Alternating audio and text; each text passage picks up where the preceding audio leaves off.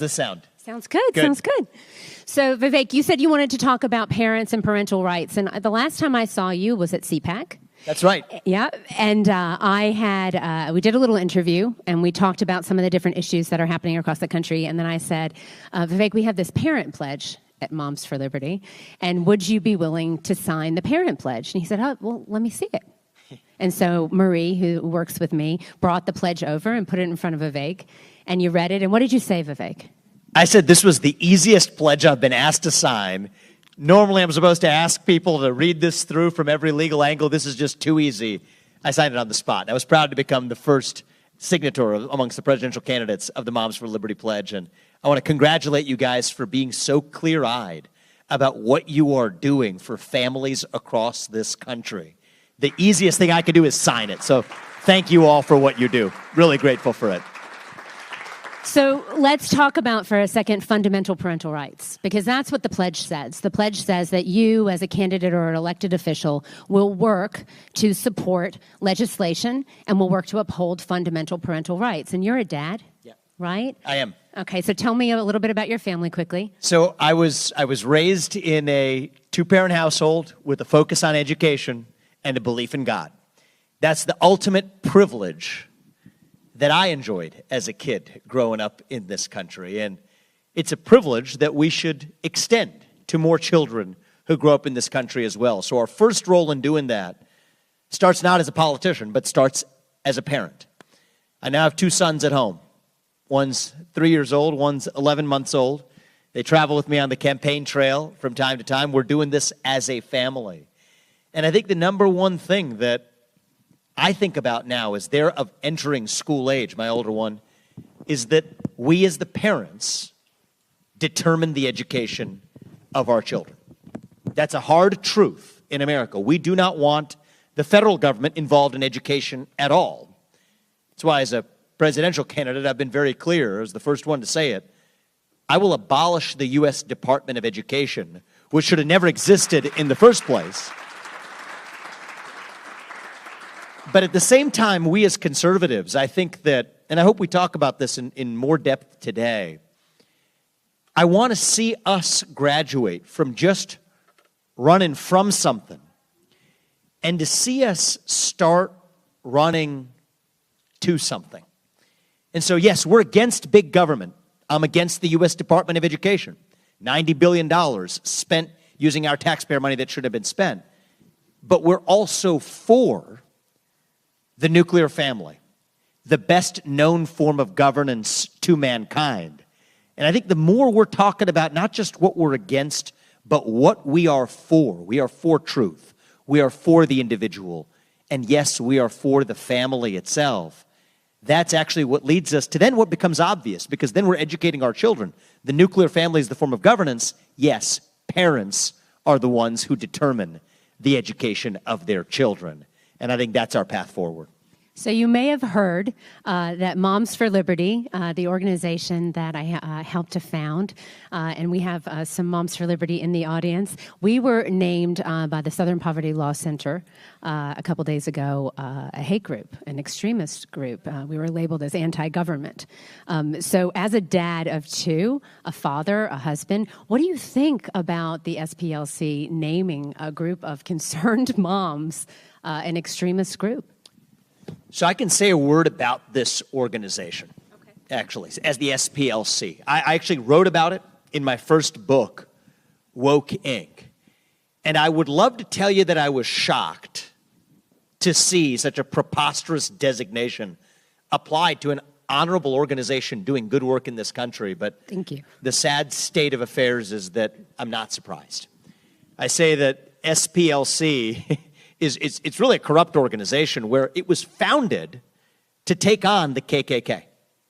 But today, there is no relevant KKK. So once an organization's achieved its purpose, what should it do? It should actually just disband and move on. It should have been a task force rather than a perpetual body. Instead, it creates new enemies that fulfill its own need for continued existence. So this is a group that has over $300 million on its balance sheet.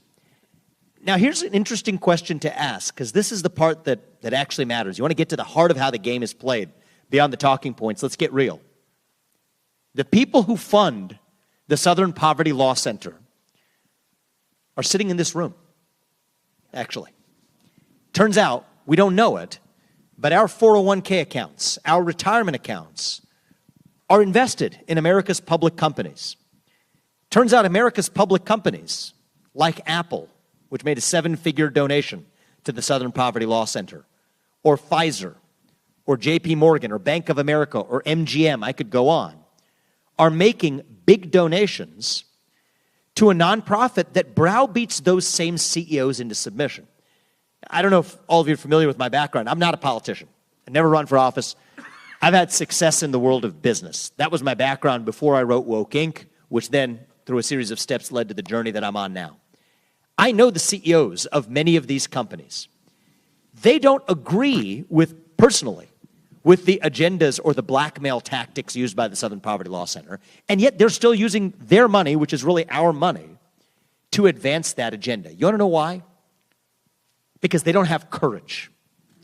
The Southern Poverty Law Center is also now providing the blueprint used by even the police state, like the FBI, which collaborates with the SPLC. So funny enough, a couple days ago, there was a former FBI agent on MSNBC that said he was glad that the SPLC actually was designating Moms for Liberty and other parental rights organizations as hate groups. That's the same FBI that sits under the current Attorney General who designated concerned parents across this country to be domestic terrorists. So that's how this game is played. It's this merger of state power and private power, corporate power, to together do what neither could do on its own. But the greasing of the wheels takes place by these invisible nonprofits.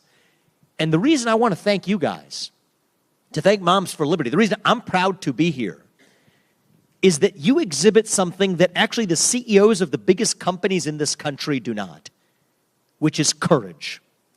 Courage means that you have convictions and that you're willing to make a sacrifice, to take a risk, to act on those convictions. Think about that. Yes, being put on an FBI-approved list by a nonprofit, being designated as a hate group, yeah, that comes with some risk. It involves some sacrifice. Let's be honest about that. But we can make those sacrifices. You are making those sacrifices because you know what you're sacrificing for.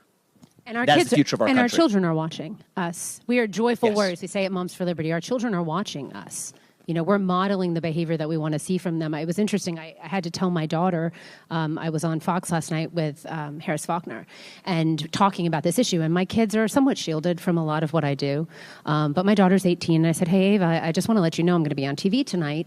And I need to talk about this, that we've been named a hate group. And she's like, what do you mean you've been named a hate group? And so I said, you know, Southern Poverty Law Center. And she's, you know, of course, on her phone, typing it, looking it up. And she's like, Mom, they have you next to the United Skinhead Nation. She's like, this is so ridiculous. And I'm like, well, you know what? I've inoculated the 18-year-olds, right? Well, exactly. I mean, at the end of the day, truth actually wins. I think that we have to, as adults, as parents, as leaders in this country, have the courage to speak what we put on that back sign right there, truth. That is what this country was founded on, is the actual truth. And you all have the courage to actually stand up. We have the courage. So I'll tell you, if you're a hate group, count me in. And we can take that actually as a badge of honor for where we are today as a country, for the same reasons as using a voter ID law is labeled racist. It's a sad state of affairs. The closer you are to being called racist, the more likely it is that you're actually doing the right thing. Well, now we've come full circle to see that if you're being designated by a corrupt government or its nonprofit cronies in the private sector, like the Southern Poverty Law Center, as a hate group, probably means that you're actually on the side of speaking truth itself. And I think that this is something that, you know, as you all know, I'm in this Republican race for U.S. president, okay? I'm the first millennial ever to run for president as a Republican, all right? I have a responsibility to reach that next generation that is starved for truth. Your kid's generation, my kid's generation. let's start talking about truth. What is true? We don't talk about these things anymore. God is real. There are two genders. Fossil fuels are a requirement for human prosperity. Reverse racism is racism. An open border is no border. Parents determine the education of their children. You want to talk about the nuclear family, the best known form of governance to mankind. Capitalism lifts people up from poverty. There are 3 branches of government, not 4, the one the FBI sits in. And the U.S. Constitution is the strongest guarantor of freedoms in U.S. history and in world history. That is truth. And we have to stand for truth without apology, because that is who we are. And if we're not willing to model that behavior for our kids, then I don't know who will. So we're going to have some guests join us in a minute. Just quickly, parental rights, such a threat, right? We're seen, I think it's really interesting. The family seen as such a threat. Parents have been speaking out. We've seen them speaking out, but they've been shut down at almost every turn, right? Mics cut off, right? Labels placed, all of these things. Why are parental rights such a threat, Vivek?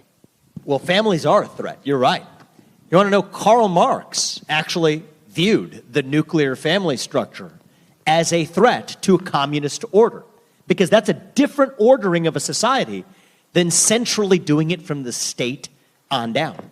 It's the same reason why even a couple of years ago, to tell you a little bit about my story, I was a biotech CEO. I was running a company. We developed medicines. One of them is a life-saving medicine for kids. That was the path I was on. And then suddenly George Floyd dies, and then there's a demand on my desk to make a statement on behalf of Black Lives Matter. And when I went to their website, the thing that I learned is actually what led me out of my path as a biotech CEO, was that this was an organization that called for dismantling the nuclear family structure. So you don't call for dismantling something unless it presents a threat to you. What is that threat?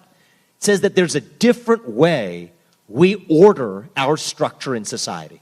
Yes, we all need structure. I think that we as individuals don't exist as atomistic mammals roaming some common geographic space. We need order. That much is true. The other side, our side, I think we can agree on that. The question is, who provides that order? Is it the families? Or is it the state? And as I come back to, the reason we're against big government is because we know we could talk about it in the Christian tradition, we could talk about it in the Hindu tradition, we could talk about it in Aristotle's tradition. Time-tested across time and space, the family unit is the foundation for any flourishing society. That is why it's a threat, because it's a substitute. It says there's an alternative to the state to educate our children. There's an alternative to the state for how we actually prosper. And anyone who's insecure in their own value proposition is always threatened by an alternative. Well, I think the overreaching state is always insecure in its own value proposition, and that is why it's threatened by the alternative. That is the family, and that is why we will not apologize for it. Excellent answer. Thank you, Vivek. So we're going to invite 2 guests now to join us, and they're going to talk a little bit about education and parental rights in New Hampshire. First, we have Anne Marie Banfield, and